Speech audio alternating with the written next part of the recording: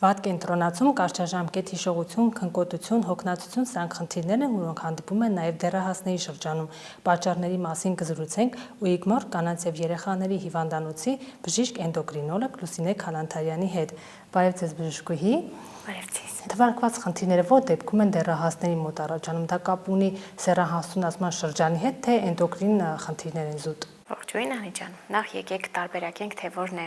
դեռահասությունը, հա, առողջության համաշխարհային կազմակերպությունը դեռահասությունը բնորոշում է 10-ից 19 տարեկան երեխաներին, այս բոլոր տարիքում գտնվող երեխաներին համարում ենք դեռահասներ։ Սեռահասունացումը պարտադիր չէ, որ դեռահաս երեխան նաև սեռահասունացման փուլում գտնվի, որ աղջիկների մոտ միջինում սեռահասունացումը սկսվում է 8-ից 13 տարեկանում, տղաների մոտ 9-ից 14 տարեկանում, այսինքն սա այն միջակայքն է, որի սահմաններում կարող ենք մենք ունենալ սկիզբը սեռահասունացման։ Իհարկե, ձեր նշած փոփոխությունները կարող են կապված լինել եւ ֆիզիոլոգիական դեռահասների սեռահասունացմանը բնորոշ որոշակի փոփոխություններով, բայց կարող են լինել նաեւ խնդիր։ Իրենցից ներկայացնել խնդիր։ Ինչպես հասկանա ծնողը, որ դեռահասությամբ պայմանավորված խնդիրներ են, որովհետև շատ եմ նկատում հիմա երեխաները շատ քնկոտ են ու հոգնած, չգիտեմ, դա ալարկոտության հետ կապ ունի, թե բուն խնդրի։ Առհասարակ, եթե խնդիրը կարճատև է, նման գանգատը երեխան կարճ ժամանակ է ներկայացնում եւ այդ գանգատները չեն խանգարում առօրյա կյանքին, այսինքն մինչեւ 1-2 շաբաթ կամ էպիզոդիկ մի քանի օր պարբերաբար որոշ օրերի, այդ դեպքում հավանաբար առողջական խնդրի հետ չէ կապված, բայց եթե շաբաթներ, ամիսներ է տևում նման գանգատը, հոգնածությունը, թուլությունը, այդ դեպքում պետք է անհանգստանալ եւ դիմել բժշկի, պարզելու համար արդյոք այստեղ կան պատճառներ, առողջական խնդիրներ, թե ոչ, մի շարք ոչ միայն էնդոկրին համակարգի, այլ նաեւ այլ առողջական խնդիրներ, ինչպիսին են աուտոիմուն հիվանդություններ, ինֆեկցիոն հիվանդություններ, սակավարյունություններ, անեմիաները, հա, եւ շատ այլ հիվանդություններ կարող են բերել թուլության եւ հոգնածության, այսինքն սա ոչ սպეციფიկ գանգատ է, բնորոշ ոչ մեկ հիվանդության, այլ շատ տարատեսակ հիվանդությունների ժամանակ նման գանգատ կարող ենք ունենալ։ Վերջերս մի միտում եմ նկատում, որ երեխաները եթե ունեն այդ թվարկված խնդիրները, ծնողները իրենց տալիս են վիտամին D, կալցիում, մագնեզիում, դրանք կողմնակի էֆեկտներ չունեն։ Ունեն եւ առանց կոնտրոլի, առանց բժշկի նշանակման նման թեև դրանք սննդային հավելումներ են վիտամին D եւ կալցին, միևնույն է ցանկալի չէ նրանց օգտագործումը, հատկապես ծնողի կողմից հստակ քանակությունը կարող է ոչ ճիշտ որոշվել, ինքը այս դեպքում պետք է խորհրդակցել մանկաբույժի կամ էնդոկրինոլոգի հետ, որոշելու անհրաժեշտ քանակությունը։ Վիտամին D-ի պրոֆիլակտիկ քանակություն գոյություն ունի, առանց որևէ լաբորատոր քննություն հանձնելու այդ քանակությունը թույլատրված է նշանակել երեխաներին եւ օգտագործել ամբողջ տարի, բայց դա չպետք է դա փոքրիկ քանակություն է։ Նախ պետք է գնահատել արդյոք վիտամին D-ի դեֆիցիտ կա թե չէ կամ նշանները արդյոք վկայում են անկարիք կա լաբորատոր քննություններ անցկացնելու թե ոչ, եւ դրանից հետո որոշել արդյոք օգտագործել պրոֆիլակտիկ դեղաչափը, թե օգտագործել բուժական դեղաչափը։ Ամեն դեպքում թե կալցիումի, թե վիտամին D-ի մեծ ոչ ճիշտ ընտրված դեղաչափերը կարող են առողջությանը վնաս հասցնել։ Կալցիումի մեծ քանակները կարող են կուտակվել օրգանիզմում, երիկամներում, համիզաքարային քարերի առաջացման պատճառ լինել, հենց երիկամի հյուսվածքում կուտակվել։ Մի խոսքով ցանկալի չէ առանց բժշկի հետ խորհրդակցելու օգտագործել վիտամին D եւ կալցի, հատկապես եթե երկար ժամանակ է օգտագործվելու։ Այսինքն պետք չի ասել երեխա ջան, բալիկ ջան, հոգնած ես, վիտամին D խմիր։ Իհարկե պետք չէ։ Հոգնածությունը եւ ալարկոտությունը ո՞նց տարբեր են։ 10-ից 14 տարեկան երեխաները դժվարանում են նաեւ քայլել։ Այսինքն մի քիչ քայլում են, ասում են, «Էլ չեմ կարողանում, հոգնեցի»։ Սա սեռահասունացման հետ կապ ունի, թե ուղղակի ալարկոտության։ Դժվար է ամեն կոնկրետ դեպքում, այսինքն ընդհանուր պատասխան բոլոր դեպքերի համար դժվար է տալ, իհարկե դեռահասների մոտ մի քիչ հոգեբանական այդ ալարկոտությունը մի քիչ հոգեբանական հիմք էլ կարող է ունենալ, այսինքն այդ պահին իրենք հետաքրքրված չեն անել այդ բանը, որը որ առաջարկում է ծնողը կամ դպրոցում այդ բանը, դրա համար ներկայացնեն որպես գանգատ հոգնածություն, թուլություն, բայց եթե դա մշտական է, ինչպես նշեցի եւ երկարատև է այդ գանգատը, դա նաև խորտ չէի տա անտեսել լրիվ։ Քնկոտությունը, հոգնածությունը որ հիվանդության հետ կարող են կապ ունենալ։ Եթե էնդոկրին հիվանդությունների մասին խոսենք, ապա ավելի հաճախ կմտածենք վահանաձև գեղձի հիվանդությունների մասին, ընդ որում ինչպես վահանաձև գեղձի թեր ֆունկցիայի, այսինքն հորմոնների թեր արտադրության, այնպես էլ վահանաձև գեղձի գերֆունկցիայի, հորմոնների գերարտադրության դեպքում մենք կարող ենք ունենալ ընդհանուր թուլություն, հոգնածություն, թեր արտադրության դեպքում նաև հիշողության վատացում, մտածողության դժվարացում, անգամ խոսքի դանդաղում կարող է լինել։ Կմտածենք նաև, կարող ենք մտածել նաև շաքարային դիաբետի մասին, երեխաներին առավել բնորոշ է եւ երեխաների շրջանում առավել տարածված է առաջին տիպի շաքարային դիաբետը, որը առաջանում է բավականին արագ, այսինքն շաբաթների 1-2 ամիսների ընթացքում է գլյուկոզայի մակարդակը բարձրանում եւ ելի բնորոշ գանգատներից, բացի բերանի չորություն, հաճախամիզություն, շատախմություն, նաեւ շատ բնորոշ գանգատ կլինի ընդհանուր թուլությունը, դպրոցում առաջադիմության վատացումը։ Ավելի հազվադեպ երեխաների մոտ հանդիպում է երկրորդ տիպի շաքարային դիաբետը, որը ավելի գեր երեխաների ճարպակալում ունեցող երեխաներն են ռիսկի մեջ գտնվում ունենալու տիպ 2 շաքարային դիաբետը, այստեղ շաքարի մակարդակի բարձրացումը ավելի դանդաղ է տեղի ունենում եւ կարող է ամիսներ շարունակ ավելի երկար, ոչ թե շաբաթներ, այլ ամիսներ շարունակ ունենանք գլյուկոզի մակարդակի բարձրացումը եւ որպես հետևանք նաեւ իմ նշած գանգատները, այդ թվում ընդհանուր թուլությունն ու հոգնածությունը։ Այսինքն ընդհանուր առմամբ էնդոկրին հիվանդություններից վահանաձև գեղձը եւ շաքարային դիաբետը։ Դրանք արտահայտվում են, քան որ կա ժառանգականություն, թե ինչ որ պատճառներ են լինում։ Երկու դեպքում էլ շաքարային դիաբետի թե առաջին, թե երկրորդ տիպի դեպքում ժառանգականությունը նշանակություն ունի։ Սակայն միջավայրի գործոնները եւս շատ լուրջ ազդեցություն ունեն, կդրսևորվի այս հիվանդությունը, թե չի դրսևորվի։ Երկրորդ տիպի շաքարային դիաբետի դեպքում, ինչպես արդեն նշեցի, ճարպակալումը շատ մեծ ռիսկի գործոն էր, ինքը ժառանգականություն գումարած ճարպակալում կամ ավելորդ քաշ, գումարած ոչ առողջ ապրելակերպ, սահմանափակված շատ նվազ ֆիզիկական ակտիվություն եւ ոչ առողջ սնունդ, արդեն տեսակ քանի ռիսկի գործոն նշեցինք, ստացվում է, որ բացի ժառանգականությունից նաև միջավայրի գործոնները կնպաստեն հիվանդության առաջացմանը։ Առաջին տիպի շաքարային դիաբետի դեպքում ժառանգում ենք նախատրամադրվածությունը եւ կրկին միջավայրի շատ տարբեր գործոնների ազդեցությամբ, այս դեպքում ճարպակալումը կապ չունի, չի կարող ազդել, քաղցրի մեծ քանակով օգտագործումը կրկին որևէ ազդեցություն չունի առաջին տիպի համար, բայց որոշ գործոններ, դա կարող է լինել ցանկացած վիրուս, անգամ բանալ գրիպի վիրուսը կամ օդի ջրի աղտոտվածությունը, որի դեմ փաստացի առանձնապես բան չենք կարող անել, չենք կարող պայքարել, կարող են, այսպես ասած, խթանել այդ նախատրամադրվածությունը եւ վերածել հիվանդության։ Այստեղ կանխարգել էլ առաջին տիպի դիաբետը ցավոք չենք կարող, երկրորդ տիպի դիաբետը կարող ենք կանխարգելել առողջ ապրելակերպով, բավարար ֆիզիկական ակտիվությամբ, քաղցրավենիքի օգտագործման, ածխաջրերի, գլյուկոզի օգտագործման սահմանափակումով հնարավոր է կանխարգելել։ Շատ են բժիշկները խոսում առողջ ափսեի մասին, ինչ ասել է առողջ ափսե։ Այդ առողջ ափսեն բոլոր, այսպես ասած, առողջ ապրելակերպի մասն է կազմում եւ իրենից ոչ թե ներկայացնում է ինչ որ սահմանափակում, սննդակարգ, դիետա, այլ դա այն ափսեն է, ափսեի տեսքն է, կառուցվածքն է, որը որ ցանկալի է ունենալ բոլոր անհրաժեշտ մակրո եւ միկրո նուտրիենտները, անհրաժեշտ սննդանյութերը բավարար քանակով ստանալու համար։ Ինչը իրենից ներկայացնում այդ ափսեն։ Պայմանականորեն վերցնենք մեկ ափսե եւ կիսենք ափսեն, ափսեի ուղիղ կեսը պետք է լինի բանջարեղեն, որը մեծ քանակությամբ բջջանյութ է ներառում իր մեջ։ Ափսեի մյուս կեսը բաժանում ենք երկու մասի, 1/4 դա սպիտակուցային սնունդն է, որը էլի շատ անհրաժեշտ է մեր օրգանիզմի, սպիտակուց պլյուս սովորաբար սպիտակուցային սնունդը կենդանական ցակման նաև ճարպեր է պարունակում, սրա մեջ մտնում են միսը, թռչնամիսը, ձուկը, ձուն, կաթնամթերքը, հատիկավոր լոբազգիները եւ ափսեի մյուս 1/4 պետք է լինեն ածխաջրերը, ընդ որում առողջ ածխաջրերը, հացը, հացահատիկները, բոլոր այն հատիկները, որոնք մենք օգտագործում ենք առօրյայում սննդում, հնդկածավարը, բրինձը, ձավարը, բլղուրը, կինոան եւ այլն, հա։ Այսպիսի ափսեի կառուցվածքը մեզ ապահովում է եւ անհրաժեշտ սննդանյութերով եւ նաեւ տալիս է հագեցվածության զգացողություն, եթե օգտագործում ենք եւ սպիտակուց ճիշտ այս չափաբաժիններով եւ սպիտակուց եւ ածխաջուր եւ բավարար քանակությամբ բջջանյութ, ընդ որում խորհուրդ է տալիս սննդի ընդունումը սկսել բանջարեղենից, ապահովելու համար բջջանյութի բավարար քանակություն աղիներում եւ դա նաեւ կբերի ստամոքսում, նաեւ կբերի հագեցվածության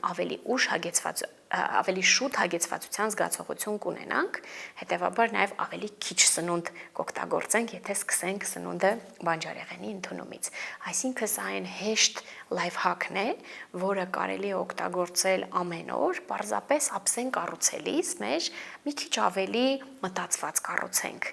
Մեր սննդային սովորությունների մեջ, մեր ազգային նման քանակով բանջարեղենի օգտագործումը սովորաբար չի մտնում։ Մենք ավելի հաճախ ածխաջրի կոմպոնենտն ենք մեծ քանակով օգտագործում, հա, փլավները, այսպես ասած, հատիկները, ավելի քիչ քանակությամբ բանջարեղեն, միս, այո, կարելի ասել, որ սիրում ենք, բայց նաև հացնել է մտնում այդ ածխաջրի հատվածի մեջ։ Այսինքն բոլոր սննդանյութերն էլ, բոլոր մթերքներն էլ կարելի է օգտագործել, բայց առողջ մնալու համար եւ նաև քաշի պահպանման համար, ճարպակալման ավելորդ քաշի կանխարգելման համար անհրաժեշտ է հետևել այս առողջ ափսեի սկզբունքին։ Նկատում եմ, որ դեռահասների շրջանում սկսել են դիետա պահել։ Այդ տարիքում նորմալ է։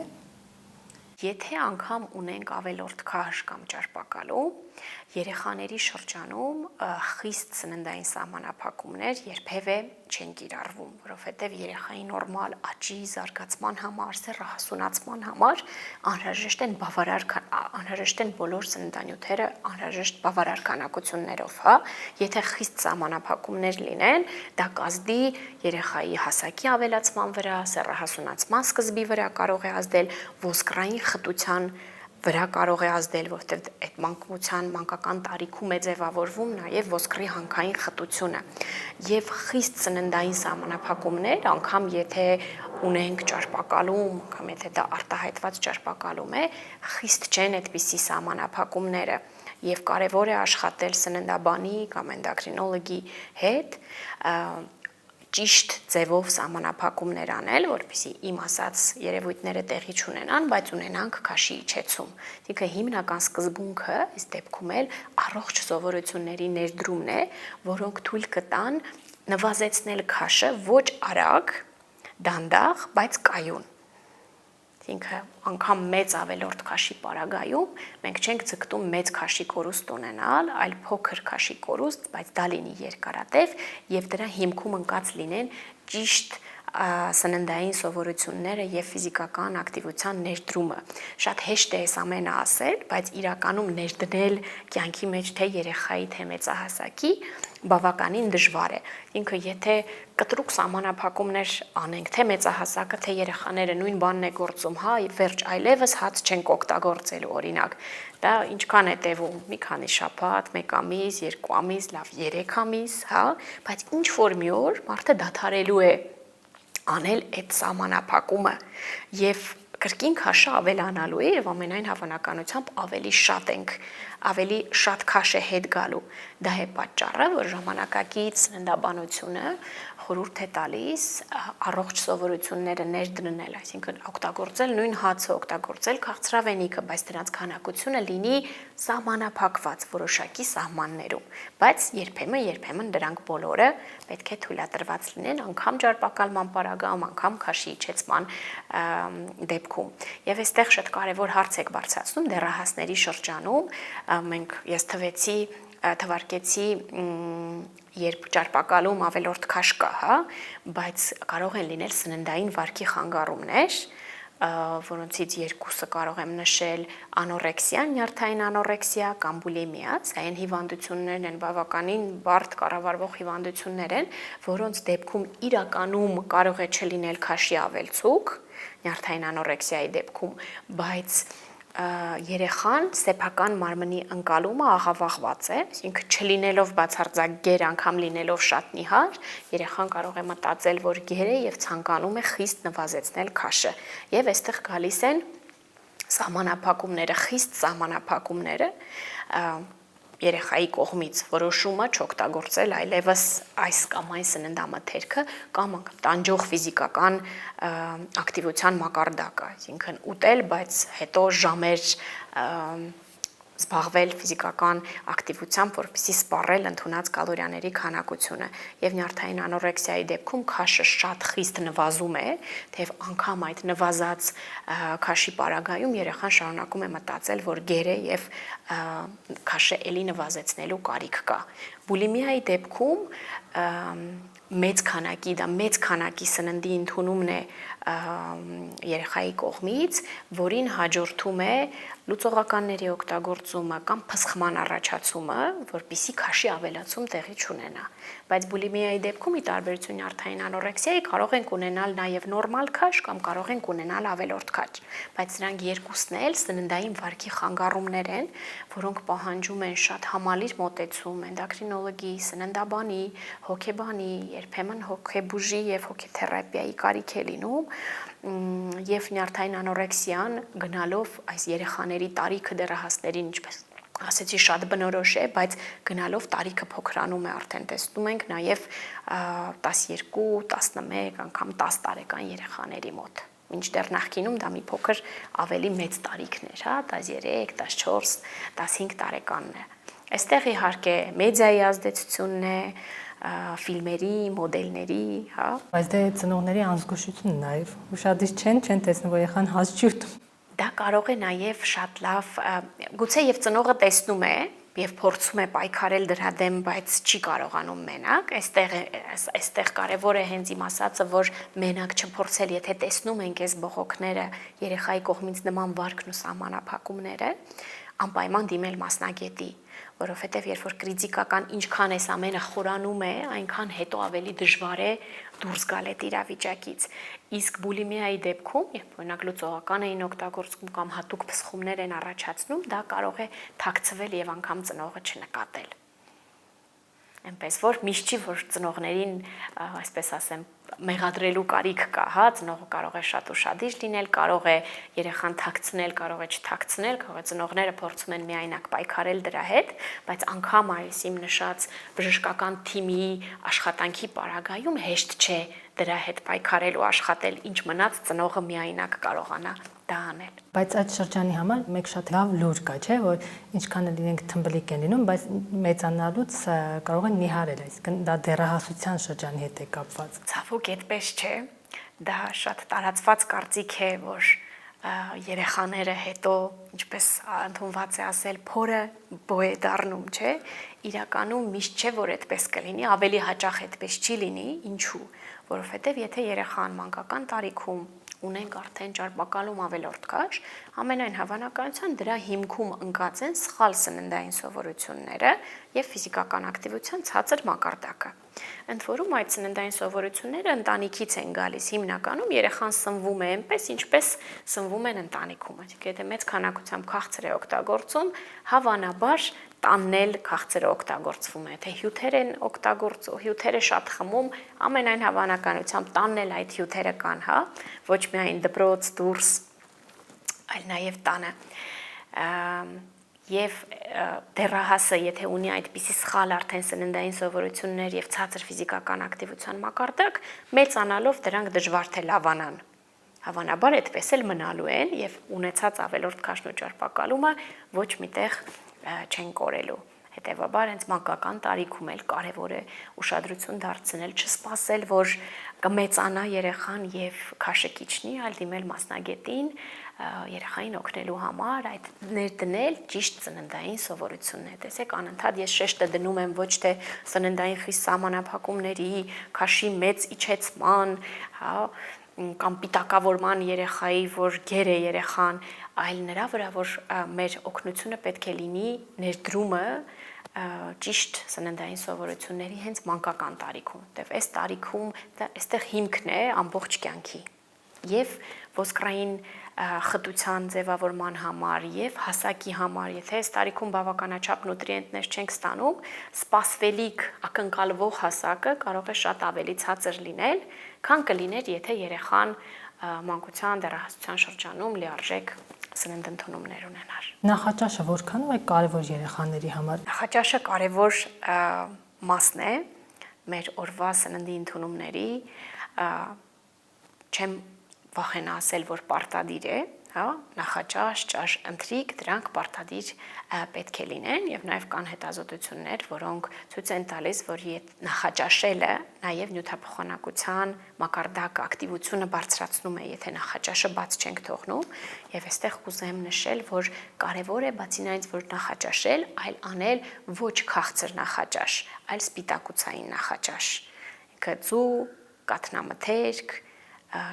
կարող է լինել նաև ածխաջուր, այսինքն հաց, միրգ, բայց հիմքը պետք է լինի սպիտակուցը, որի շատ լավ տարբերակ է կաթնամթերքը եւ ձուն։ Դա ապահովում է նաև լիարժեք հագեցվածության զգացողություն, ինչպես որ են, եւ փորձենք նաև նախաճաշին էլ ափսեի սկզբունքը պահպանենք։ Իհարկե, ես միշտ նշում եմ, որ առավոտյան մի քիչ դժվար է այդքան բանջարեղեն ուտելը, ճաշին եւ ընթրիքին շատ ավելի հեշտ է, սակայն բանջարեղենի Ոնե ինչ որ քանակություն առավոտյան եւս ցանկալի է օգտագործել։ Այսինքն աշխատենք սպիտակուցային նախաճաշանել եւ ոչ թե քաղցր, սա վերաբերում է թե մեծահասակներին, թե երեխաներին։ Անդրադառնանք վահանաձև գեղձի խնդիրներին, երեխաների դեպքում ինչու են դրանք ի հայտ գալիս եւ ինչպես են բուժվում կրկին հորմոնալ դեղորայքով։ Վահանաձև գեղձի խնդիրները բազմազան են, ինչպես մեծահասակների, այնպես էլ երեխաների շրջանում։ Իրեն կախված նրանից, որ խնդիրն է, բուժումը տարբերվում է եւ դեղորայքն էլ տարբերվում է, բայց ամենահաճախ հանդիպողը դա թեր ֆունկցիան, այսինքն վահանաձև գեղձի կողմից հորմոնների թեր արտադրությունն է, որը բուժվում է, եթե հաստատվում է, որ այլ վահանաձև գեղձը դա ոչ թե ինչ-որ տրանզիտոր ժամանակավոր երևույթ է, այլ վահանաձև գեղձը իսկապես չի կարողանում արտադրել հորմոնները, ապա բուժումը, այո, փոխարինող թերապիան է նույն վահանաձև գեղձի հորմոնով, որը որ օգտագործում ենք ինչպես մեծահասակների, այնպես էլ երեխաների մոտ, պարզապես դեղաչափերն են տարբեր լինում, եւ այստեղ կարեւոր է նշել, որ պետք չէ խուսափել այդ հորմոնի օգտագործումից, ինչու երբ կա անբավարարություն եւ մենք տալիս ենք այդ հորմոնը, ապա որևէ կողմնակի էֆեկտ չենք ակնկալում հորմոններից։ Երբ ենք ինչու կա այդ մտավախությունը հորմոնների հանդեպ, այդպիսի վախը մարդկանց մոտ, որովհետեւ հորմոնները օգտագործվում են ոչ միայն պակասի անբավարարության դեպքում, այլ օգտագործվում են նաեւ այլ հիվանդությունների բուժման համար, որոնց դեպքում չկա հորմոնի պակաս, բայց այս հորմոնները օգնում են հաղթահարել այլ խնդիրներ, օրինակ աուտոիմուն հիվանդությունները, COVID-ի ժամանակ էր օգտագործվում, բրոնխիալ ասթմայի ժամանակ, ռևմատոիդ հիվանդությունների, շատ հիվանդություններ կան, որոնց ժամանակ օգտագործվում են մակերիկամի հորմոնները, ու այս դեպքում, երբ օրգանիզմում իրականում պակաս չկա, այլ օգտագործվում է հորմոնի այլ էֆեկտները, հակաբորբոքիչ էֆեկտը, հիմնականում, ապա ունենում ենք կողմնակի երևույթներ, որից եւ վախենում են մարդիկ։ Իսկ երբ կա անբավարարություն, չկա հորմոնը օրգանիզմում բավարար քանակությամբ եւ մենք ճիշտ դեղաչափով պարզապես լրացնում ենք, դրա համար անվանում ենք ոչ թե բուժում, այլ փոխարինող թերապիա, այս դեպքում որևէ կողմնակի էֆեկտ չենք ակնկալում, ընդհակառակը ունենում ենք առողջ մարդ եւ լավ ինքնազգացողություն։ Մեզ մոտ կա այդ մշակույթը երեխաներին շուտ բժշկի մոտ տանելու, թե ասում են դե ոչինչ դեռահաս է, հոգնել է դասերից դրա։ Գիտեք, ծնողները տարբեր են, կան շատ զգոն ծնողներ, կան չափազանց զգոն ծնողներ, որոնք մի փոքր բանի դեպքում անգամ դիմում են բժշկի եւ իհարկե կան նաեւ ծնողներ, որոնք հետաձգում են բժշկին դիմելը։ Այնպես որ միանշանակ պատասխան չունեմ, հա, բոլոր դեպքերն էլ հանդիպում են։ Ամեն դեպքում ինչ խորհուրդ կտաք, ինչ անել հիմնական ձեր թվարկած խնդիրներից խուսափելու համար։ Ինչպես արդեն նշեցի, առաջին տիպի շաքարային դիաբետը մենք առանձնապես կանխարգելել չենք կարող, նույնը վերաբերում է նաև վահանաձև գեղձի խնդիրներին, դա գենետիկա պլյուս այլ գործոններ են,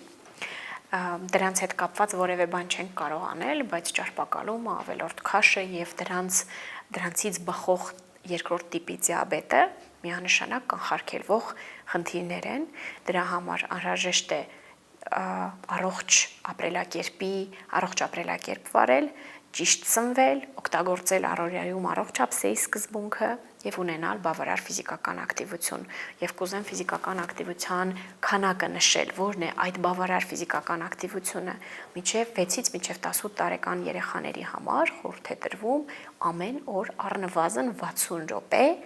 միջին ինտենսիվությունից ինտենսիվ ֆիզիկական ակտիվություն, իսկ շաբաթական 3 անգամ ինտենսիվ ֆիզիկական ակտիվություն։ Ընդ որում սրա մեջ կարող են մտնել նաև բակային խաղերը։ Եթե ինտենսիվ երեխան 60 րոպեից ավել խաղում է, մարզվում է, վազում են, խաղում են, դա համարվում է նորմալ ֆիզիկական ակտիվություն։ Այստեղից բխում է նաև այն, որ անհրաժեշտ է սահմանափակել էկրանային ժամանակը։ Հա եւ էկրանային դեռահասների պարագայում իհարկե դժվար է սահմանափակել եւ հստակ լիմիտներ այս 12-13-ից մինչեւ 18 տարեկան երեխաների համար հստակ ժամային լիմիտ դրված չէ, բայց ասում ենք, որ դա պետք է լինի բալանսավորված, չխանգարի քնին եւ քունը պետք է լինի 8-ից 10 ժամ եւ ապահովենք օրական 1 ժամ ֆիզիկական ակտիվությունը։ Այսինքն, եթե այդ ամենը արվել է 8-ից 10 ժամ քուն ենք ունեցել, 1 ժամ ֆիզիկական ակտիվություն է եղել, այնտեղ այսպես թե այնպես շատ մեծ ժամանակ չի մնում էկրանային ժամանակի համար, հա, դրա համար հստակ թվեր ցուցված չեն։ Շնորհակալություն։ Ես էլ եմ շնորհակալ։ Մենք զրուցում էինք Ուիգմոր կանանց եւ երեխաների հիվանդանոցի էնդոկրինոլոգ Լուսինե Քալանթարյանի հետ։